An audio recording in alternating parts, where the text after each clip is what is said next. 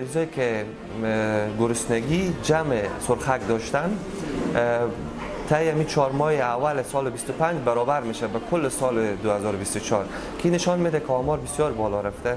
تا فعلا 20 مریض ما منتظر است که به خاطر جراحی به کابل برن و عملیات شوند، ولی متاسفانه تا فعلا هم نوبت نرسیده، چون یک لیست بسیار کلونه هنوزم باقی مانده است تعداد مریضا تا برای از اینا نوبت برسه.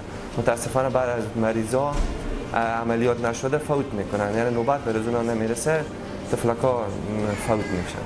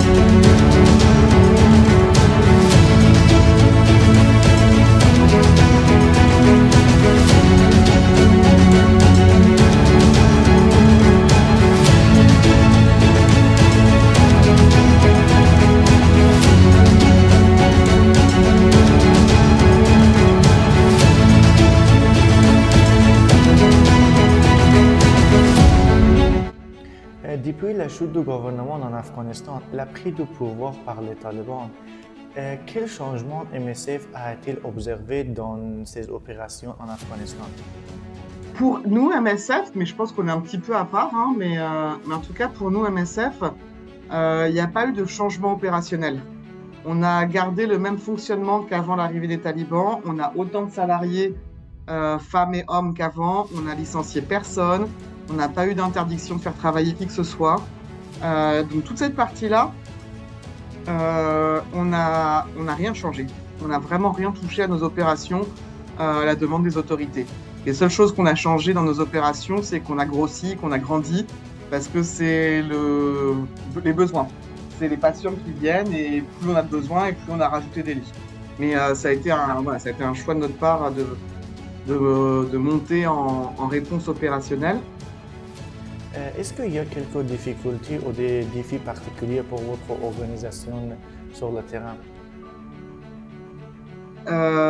Ce qui se complique plus, et ça c'est vrai, par exemple l'histoire de lait dont il vous faisait part, là, le collègue médecin, c'est pas la problématique actuellement, c'est pas qu'on n'a pas, c'est que les délais d'importation sont très longs. On a des délais d'importation de 12 mois pour pouvoir importer en Afghanistan des médicaments, du lait. C'est pas du lait, c'est du lait thérapeutique, hein, c'est du lait spécifique. C'est du lait, c'est pas le lait qu'on achète au supermarché. L'UNICEF, c'est eux les fournisseurs de ce lait-là. Et UNICEF, pour l'instant, a un problème d'importation. Donc ça va arriver dans un mois, 2 semaines, je sais pas combien de temps, ça va pas tarder là. Mais du coup, il y a plus assez de lait pour personne là. Donc c'est des problématiques comme ça, des fois ponctuelles.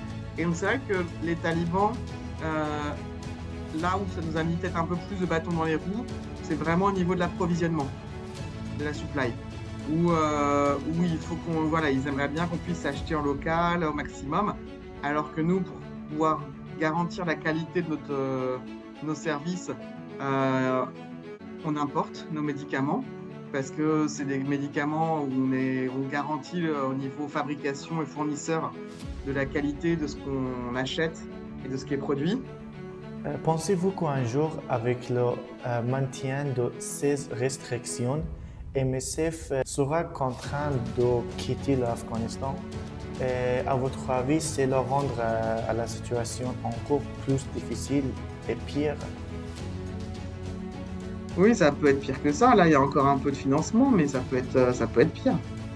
Là, il y a les talibans, ils ont déjà, par exemple sur la santé, c'est à peine 2% du budget global.